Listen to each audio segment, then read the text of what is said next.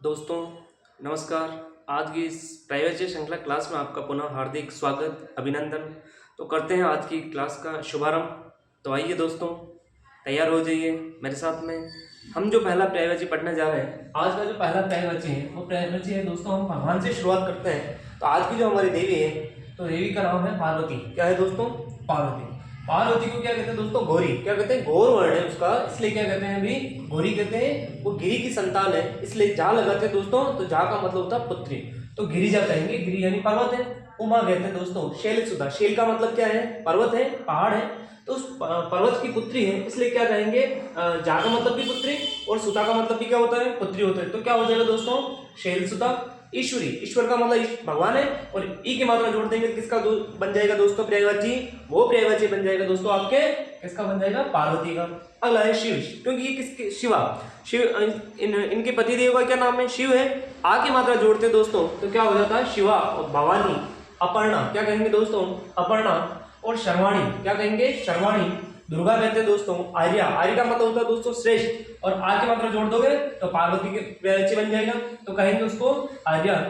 दोस्तों अंबा, अंबा का मतलब होता है माता। अंबा का मतलब क्या होता है? माता। और ई का प्लस जोड़ देंगे इसमें तो वो किसका बन जाएगा? दुर्गा का बन जाएगा, उमा का बन जाएगा और पार्वती का बन जाएगा। तो अंबिका क्या कहेंगे दोस्तों? अंबिका। रुद्र, रुद्र का मतलब होता है दोस्तों शिव। तो रुद्र की आनी, आनी जोड़ते हैं। क्या जोड़ेंगे भाई? अनि। रुद्र प्लस आनी।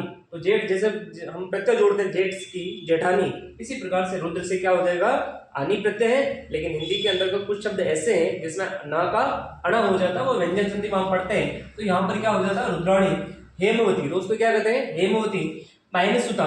कात्यायनी, क्या कहते हैं दोस्तों? कात्यायनी। और काली, क्या कहते हैं? काली। तो ये जो तमाम पर्यायवाची हुए, वो पर्यायवाची किसके हो चुके हैं? अपने पहला आगाज किया है, और आपको याद रहे दोस्तों, उसका पर्यायवाची का नाम है पार्वती। पार्वती को और किस किस नाम से जाना जाता है, हमने अभी इस क्लास के माध्यम से पढ़ लिया है। आप भी लेखन करके और जितना हो सके उतना बार बार अभ्यास करेंगे तो आपको आसानी से, सरलता से आपको याद हो जाएंगे। अगला है अपना पुष्प। क्या है दोस्तों?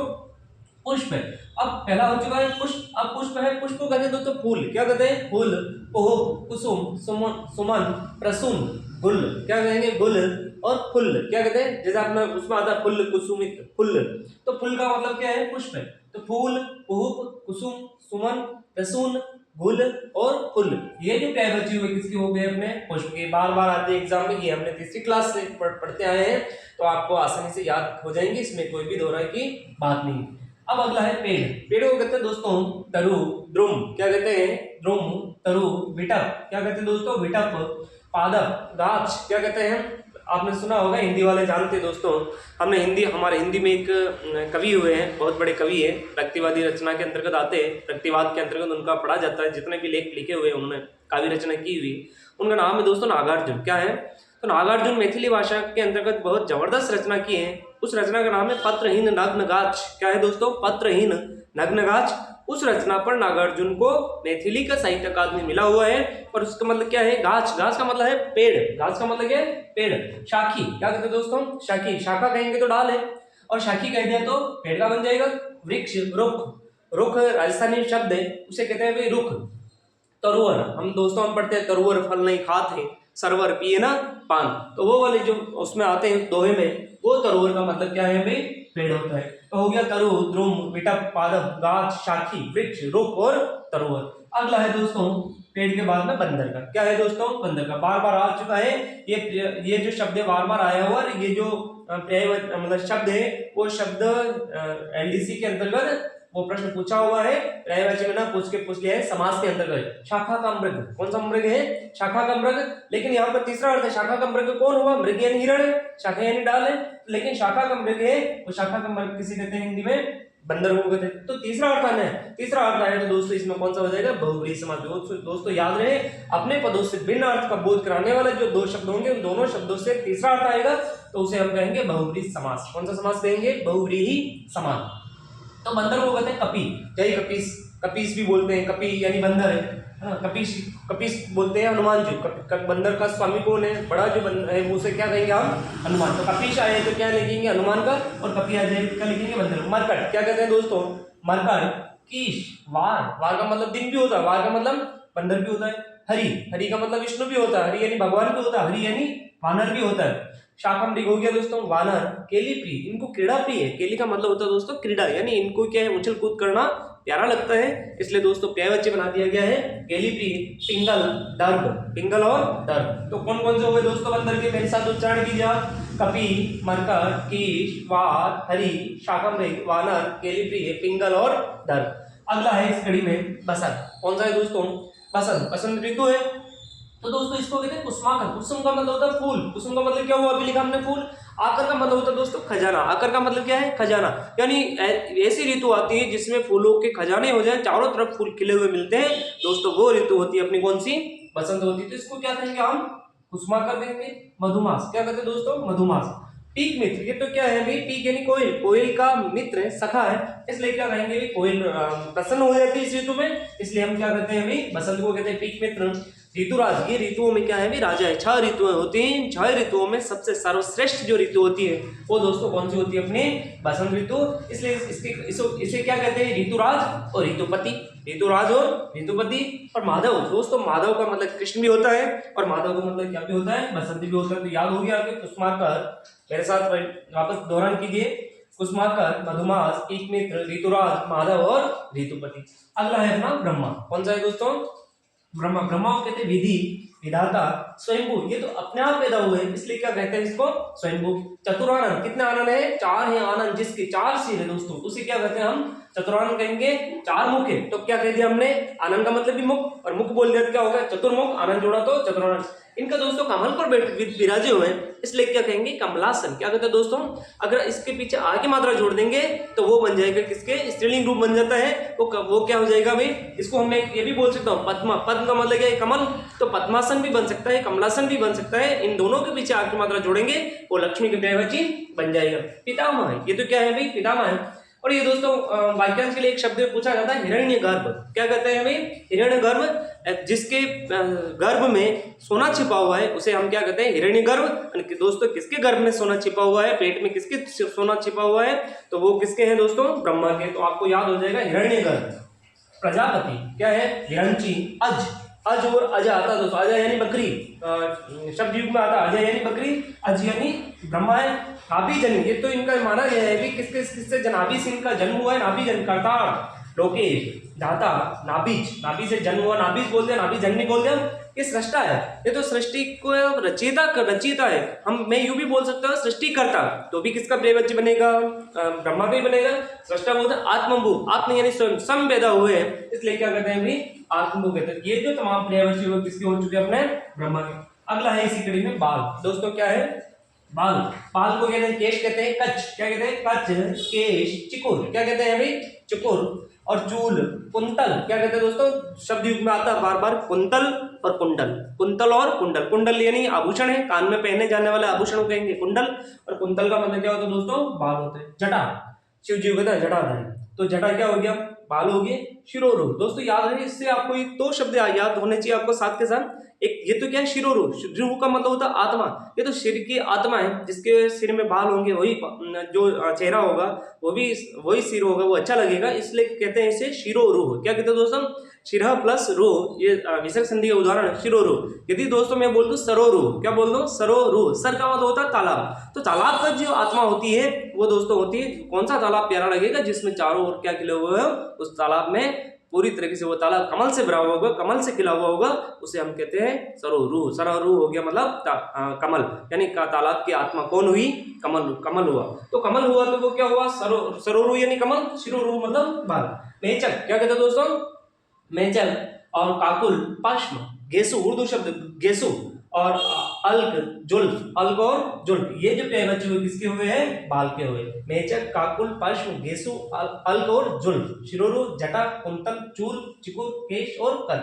अगला है बादल। किसका है दोस्तों? बादल का। अब बादल यानी जलद, मैंने एक छोटा शॉर्ट बनाया था, उसमें बताया था कि यदि ज जोड़ेंगे तो कमल का पर्यायवाची बन जाता है। पानी की पर्यायवाची आपको अगर याद हो, उसमें ज जोड़ोगे तो कमल के पर्यायवाची बन जाएंगे, यदि द जोड़ोगे तो बादल के बन जाएंगे। तो जलद, जलधर, जल को धारण करते हैं। नीरद, नीर को देने वाला, नीरद। पयद, पय प्लस द, पयोद, तो पय यानी पानी, पानी को देने वाला पयोद। मेघ कहते हैं दोस्तों वारिद, वारी यानी जल, जल को देने वाला वारिद। वारी यानी जल, जल को धारण करने वाला बादल, वारीधर। घन कहते हैं पयोदर हो गया, द जोड़ो या दर जोड़ो, अब्र, अब्र का मतलब क्या होता है भाई? बादल होता है। बलाह, ये तो जोर जोर से आते हैं इसलिए क्या कहते हैं भाई? बलाह। अब्द क्या कहते हैं दोस्तों? अप प्लस द क्या हो जाएगा? अब्द। तो ये जो क्या है बच्चे और लिखे हुए जो है वारीवाह, क्या है दोस्तों? वारीवाह। अम्बुद, धाराधर, धारा यानी पानी है। जिमुद क्या कहते हैं? जिमुद। तो दोस्तों जलद, जलधर, नीरद, पयोद, मेघ, वारिद, वारिदर, गन, पयोदर, अब्र, बलाह, अब्द, जिमुद, धाराधर, अबुद, अम्बुद और वारीवाह। ये जो प्रयोग हुए किसके हो गए? अपने बादल के। अगला है इस कड़ी में बलराम का। किसका दोस्तों? बलराम। कृष्ण का जो भाई है वो कौन है भाई? बलराम है। इसको मैं क्या कहता हूँ भाई? बलभद्र क्या कहते हैं? और आपने देखा होगा हिंदी के अंतर्गत शब्द आता है हलधर, हल को धारण करता है। जो दो अर्थ आते हैं उसके, किसान भी हल को धारण करता है और कृष्ण का भाई है वो भी कंधे पर हल धारण करता है और उसको कहेंगे हम बलराम। तो बलराम को क्या भी कहेंगे? हला। उसके हथियार ही क्या? आयुध यानी शस्त्र। वो शस्त्र किसका रखता है दोस्तों? जैसे भाई विष्णु कहेंगे वज्रायुध, तो यहाँ पर क्या कह दिया? हलायुध। हलायुध कौन हुआ? बलराम। मूसली, रेवती रमण, ये भी वाक्यांश लिया था। रेवती के साथ रमण करता है जो, उसे हम क्या कहेंगे? रेवती रमण। अब रेवती के साथ रमण करता, दो शब्द, दोनों से तीसरा अर्थ है। तो बहुब्रीहि समास के उदाहरण में भी आपको देखने को मिलेंगे। कौन सा रमण है? रेवती रमण। और मिलता आपको रोहिणी नंदन, रोहिणी का पुत्र है जो, उसे क्या कहेंगे? बलराम कहेंगे। बलदेव, बलवीर, बलदेव, बलवीर, रोहिणी नंदन। हली, तो साथ में क्या रखता है दोस्तों? इसका आयुध क्या है? हल है। तो क्या बोल दिया? हली बोल दिया। हलधर है, हल को धारण करता है। कामपाल है, नीलांबर। दोस्तों इसके जो बलदेव, जो बलराम जी के जो वस्त्र हैं वो वस्त्र क्या है भाई? नीले वस्त्र हैं, इसलिए कहते हैं नीलांबर। क्या कहते हैं दोस्तों? और शिव जी को कहते हैं वो बाघ के वस्त्र धारण करते हैं, इसलिए क्या कहते हैं भाई? बाघांबर। क्या कहते हैं भाई? बाघांबर। और सरस्वती जो विद्या की जो वागीश्वरी है उसकी जो वस्त्र है वो है भी श्वेत है, इसलिए कहते हैं दोस्तों श्वेतांबरा। क्या कहते हैं? श्वेतांबरा। और दाऊ, दाऊ बड़ा नटखट था, पढ़ते हैं तो वो दाऊ का मतलब कौन हुआ दोस्तों? बलराम हुआ। तो याद हो गया होगा, मेरे साथ कीजिएगा एक बार दोहरा। बलभद्र, हलायुध, मूसली, देवती रमण, बलदेव, बलवीर, हली, रोहिणी नंदन, हलधर, कामपाल, नीलांबर और दाऊ। ये हो चुका है। अब अपना है ब्राह्मण। क्या है दोस्तों? ब्राह्मण। द्विज कहते हैं दोस्तों। द्विज क्यों कहते हैं? द्वि यानी दो, ज यानी जन्म, दो बार जन्म लेता है, ऐसा माना गया है। शास्त्रों में लिखा गया है कि ब्राह्मण जो होता है जनेऊ धारण करने से पहले एक अलग जन्म माना गया है, और जैसे ही वो जनेऊ धारण जब उसका यज्ञोपवीत संस्कार हो जाएगा उसके बाद उसका एक नया जन्म प्रारंभ होता है, इसलिए उसे क्या माना गया दोस्तों? द्विज। क्या माना गया है? चंद्रमा को भी क्या माना गया है? द्विज। दांत को भी क्या माना गया दोस्तों? द्विज। पक्षी को भी क्या माना गया दोस्तों? द्विज। और द्विज राज है। इन सभी में, इन चारों में से द्विज यानी दो बार जन्म लेने जो राजा है, श्रेष्ठ है, उस श्रेष्ठ कहेंगे चंद्रमा को। किसको कहते हैं? चंद्रमा को। तो द्विज हो गया भूदेव, तो भूमि के देवता है, मतलब नीचे जो धरती पर जो देवता होते हैं वो किसे माना गया? ब्राह्मण को। ब्राह्मण देवता बोलते भी हैं दोस्तों। विप्र, महिदेव, मही का मतलब धरती, धरती के देवता कौन है? महिदेव। भूमि के सूर्य, सूर्य का मतलब देवता, भूमि के सूर्य देवता कौन हुए? ब्राह्मण हुए। भूमि के देव कौन हुए? ब्राह्मण हुए। भू यानी भूमि, सूर्य यानी देवता, भूमि के देवता कौन हुए? ब्राह्मण हुए।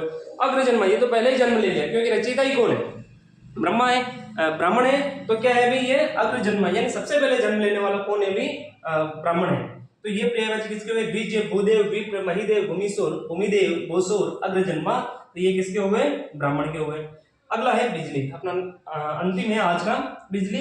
बिजली को दोस्तों कहते हैं चपला। क्या कहते हैं दोस्तों? चपला कहते हैं। चंचला, लक्ष्मी का भी पर्यायवाची है, ये भी क्या है? चंचल है, और वो भी चंचल स्वभाव रखती है लक्ष्मी भी। कहीं है ना, आज आपके पास है तो कल मेरे पास होगी, कल मेरे पास है तो और किसी के पास चली जाएगी, तो इसलिए उसे क्या कहते हैं? चंचला। लक्ष्मी भी है और बिजली भी है। विद्युत क्या कहते हैं दोस्तों? विद्युत, दामिनी, तड़ित, क्षण प्रभा, एक क्षण के लिए चमक होती है और वापस मिट जाती है, इसलिए कहते हैं क्षण प्रभा। क्षण प्रभा, बिजुरी, घनवल्ली, सौदामिनी, घनदाम और क्षमा। घनदाम और क्षमा, घनदाम और क्षमा। तो ये किसके हुए? बिजली के। वापस दोहरान कीजिए मेरा। चपला, चंचला, विद्युत, दामिनी, तड़ित, क्षण प्रभा, बिजुरी, घनवल्ली, सौदामिनी, घनदाम और क्षमा। दोस्तों आज जो अपने जो ये 11 पर्यायवाची पढ़े हैं परीक्षा की दृष्टि से बहुत ही महत्वपूर्ण है। इस क्लास के माध्यम से आप बार बार इन पर्यायवाची शब्दों का अभ्यास करना, एक बार ना 2 बार सुनना, 3 बार सुनना, क्योंकि सुनने से ज़्यादा याद रहेगा। और एक बार अपनी पुस्तिका होगी, उस पुस्तिका में लेखन भी जरूर कीजिएगा। तो दोस्तों आज हुई आज की पर्यायवाची श्रृंखला की जो क्लास थी, मैं किसी कारणवश ये बीच में थोड़ा मार्जिन हो गया है, नहीं ले पाया हूँ, तो उसके लिए मैं क्षमा प्रार्थी हूँ, क्षमा चाहता हूँ आप सबसे। इस मंच के माध्यम से, इस चैनल के माध्यम से दोस्तों, इस चैनल के माध्यम से इस जो भी क्लास डाली गई उस क्लास को ज़्यादा से ज़्यादा शेयर करें और बार बार देखें, तो आपका कोई भी एग्ज़ाम होगा तो उस एग्ज़ाम में आपको कोई भी कठिनाई का सामना करना नहीं पड़ेगा। इसी के साथ जय भारत, जय हिंद। मिलते हैं अगली क्लास में। राम राम।